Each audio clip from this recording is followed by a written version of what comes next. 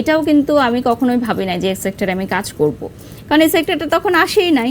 তো যখন তখনে বড় হবে ইনশাল্লাহ, তখন তো দেখা যাবে আর অন্য অন্য অনেক সেক্টর ক্রিয়েট হয়ে গেছে, সেগুলোতে হয়তো কাজ করতে পারে। বাড়ির সহগ কি বাচ্চাকে প্রপারলি টাইম দিতে পারে কাজের প্রেশারে? না, আমি সবসময় মনে করি যে বাচ্চাকে প্রপারলি টাইম দেওয়াটা হচ্ছে ডিপেন্ড করে আপনি যেটুকু সময় দিচ্ছেন সেটুকু আপনি প্রপারলি দিচ্ছেন কিনা। এখন 24 ঘন্টা আপনি বাচ্চার সাথে আছেন, কিন্তু বাচ্চার সাথে আপনার বন্ডিং তৈরি হয় নাই, বা বাচ্চা ব্যথা পাইলো বা কী খেতে পছন্দ করলো বা কোথায় যেতে পছন্দ করছে এটা আপনি জানেন না। সো এটা কোনো মানে কি বলবো যে এই বন্ডিংয়ের কোনো মানে নাই। আবার আমার সাথে যেমন আমার মেয়ের যে বন্ডিংটা, যেমন আমি কাজে আসার আগে যদি ওকে বলে যাই যে মামুনি আমি এখন লাইভ করতে যাচ্ছি, তুমি লক্ষ্মী হয়ে থেকো, আমি আবার রাতের বেলা আসবো, তুমি এইগুলো খাবে, এইগুলো দেখবে, সো ও কিন্তু আন্ডারস্ট্যান্ডিং ওভাবে। সো এটা আসলে এক একটা বাচ্চার সাথে না এক একটা মায়ের বন্ডিংটা ক্রিয়েট হয়ে যায়। যেমন ও ঘুরতে অনেক পছন্দ করে, তো আমি ওকে বিভিন্ন জায়গায় জন্য নিয়ে যাই, আমরা একটা লম্বা ভ্যাকেশনে দেশের বাইরে চলে যাই, ও ঘুরতে পছন্দ করে, তো ওটা আমি প্রায়োরিটি দিই যে ঠিক আছে। যেমন আমি ঘুরতে পছন্দ করি না, আমি রেস্ট নিতে পছন্দ করি।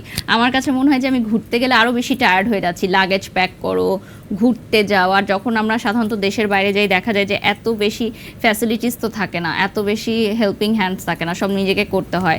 তো পরবর্তীতে আমার কাছে মনে হয় যে আমি এসে আরও টায়ার্ড হয়ে গেলাম, এবং আসার পর আবার অনেক টাইট স্কেজুয়ালের কাজ থাকে, রেস্ট হয় না। বাট ওর জন্য আসলে ঘুরতে যাওয়াটা মানে বাচ্চা পছন্দ এত করে। শিডিউল জটিলতার মধ্যে আসলে রেস্ট নেওয়ার সময়টাই পান না। আমরা যতটুকু জানি যে সীমান্ত ভাইয়াকে আমরা অনেকভাবে চিনি, তিনি এখন রেস্টুরেন্টের বিজনেসও করছেন। তবে একটা বিষয় কিন্তু অনেকেই জানে না, যেটা হচ্ছে সীমান্ত ভাইয়া একজন, বা আপনার হাজব্যান্ড, তিনি কিন্তু একজন মিউজিশিয়ান, আমি যদি ভুল না করে থাকি, তার একটা ব্র্যান্ডও আছে। তিনি গিটারও বাজাতে পারেন, তবলা কি বাজাতে পারেন?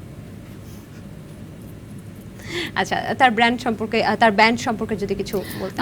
ও হচ্ছে একটা মিউজিক ব্যান্ড, এটা ওর একদম স্কুল লাইফ থেকে ছিল, ওরা স্টেজ শো করতো।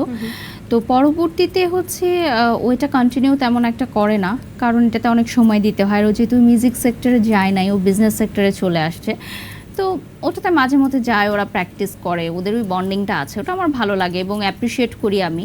তো আমার মেয়ে কয়েকদিন আগে গিটার দেখে অবাক হয়ে গেছে, যেটা কি এত বড় একটা জিনিস, এটাতে কি হয়, এটা কিভাবে বাজায়। তো পরবর্তীতে আমার মেয়েকেও গিটার বাজানো শেখাচ্ছিল, ও খুব ইন্টারেস্ট ফিল করলো। বাহ, চমৎকার। আচ্ছা, সবকিছুতেই তো বাড়ি সহ আসলে টাকার বিনিময় ছাড়া তো কিছু হয় না, কিন্তু স্বামীর রেস্টুরেন্টের প্রমোশন করছেন, সেখানে টাকা নিচ্ছেন তো ঠিকঠাক ভাবে? না, ওটা তো আমারও অংশীদার আছে, মানে আমরা তো জয়েন্ট বিজনেস করছি। আর যেটা হচ্ছে ওর এভিয়েশন কোম্পানি, ওটা হচ্ছে ওর পার্টনারশিপ, ওখানে আমার পার্টনার নাই, বাট আমি ওদের কোম্পানির ব্র্যান্ড অ্যাম্বাসেডর, এবং সেটার জন্য একটা বড় অঙ্কের টাকা অলরেডি আমাকে অ্যাডভান্স করা আছে প্রমোশনের জন্য। স্বামীর এভিয়েশন কোম্পানির প্রমোশনেও বাড়ি সহক টাকা নিচ্ছেন। তবে বাড়ি সহক আমরা দেখেছি যে গত জন্মদিনে বাড়ি সহক এভিয়েশন কোম্পানির হেলিকপ্টার দিয়ে পুরো জায়গাটা ঘুরিয়ে ঘুরিয়ে দেখিয়েছে। ওটা আমার হাজবেন্ডের সারপ্রাইজ ছিল। আচ্ছা, না, আমি জানতাম না, আমার হাজব্যান্ডের একটা সারপ্রাইজ ছিল।